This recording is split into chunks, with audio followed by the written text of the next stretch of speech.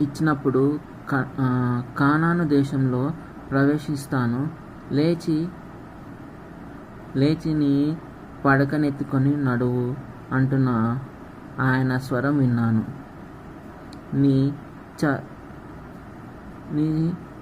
చచ్చుబడిన చెయ్యి చాపి అన్నీ ఆజ్ఞాపించడం విన్నాను.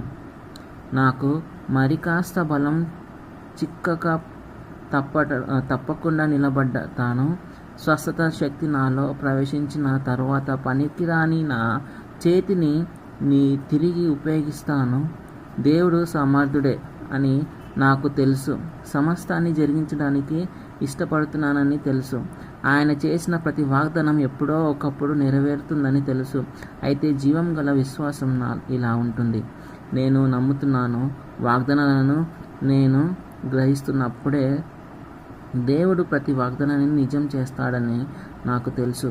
నీళ్ళలోకి అడుగు పెడతాను. నాకక్కడ దారి ఏర్పడుతుంది. ముందుకి దేశాన్ని స్వాధీనపరుచుకుంటాను. ఎవ్వరూ ఆపలేరు. ఆయన ఆజ్ఞ ఇవ్వగానే లేచి నిలబడతాను. సంతోషంతో నడిచి వెళ్ళిపోతాను.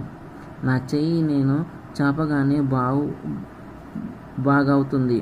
ఆయన ఇచ్చిన మాట తప్పించి ఇంకా ఎండిపోయిన నాకు కావలసినదేముంది? సూచక క్రియ కోసం, అద్భుతాల కోసం చూడను. వ్యతిరేకపు బాధలేవి వినను. దేవుడు సమర్థుడండి అని నాకు తెలుసు. ఆయన వాగ్దానాలన్నీ నిజమేనని ఈ క్షణంలోనే నమ్ముతున్నాను. మామూలు విశ్వాసం పగటి వేళ వెలుగు ఉన్నప్పుడు స్తోత్రాలు చెల్లిస్తుంది. జీవం గల విశ్వాసం కారు చీకట్లో కూడా కీర్తిస్తుంది. నీది ఏ రకమైన విశ్వాసం? దావీదు భక్తుడిది జీవం గల విశ్వాసం. ఆయన పొందుకున్న నమ్మకంతో దేవుడిని ఆరాధిస్తూ దేవుడిపై నమ్మకం ఉంచాడు. ఇంకా మన 5 నుండి 9 వచనాలు చూసుకున్నట్లయితే, పరిపాలించే పాలకుడు అలాగే ప్రతిఫలమించే ప్రభువు. పరిపాలించే పాలకుడు యెహోవా నీ రక్షణను బట్టి మేము జయోత్సవము చేయుచున్నాను అంటున్నాడు.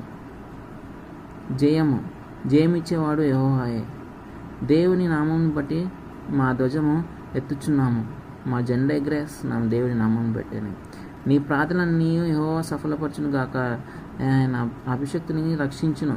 అతను అభిషేకించిన వాడిని ఎవరు కూడా ముట్టనీయకుండా తను కాపాడువాడు. రక్షణార్థమైన తన దక్షిణాస్తం బలం చూపును. తన పరిశుద్ధాకాశం నుండి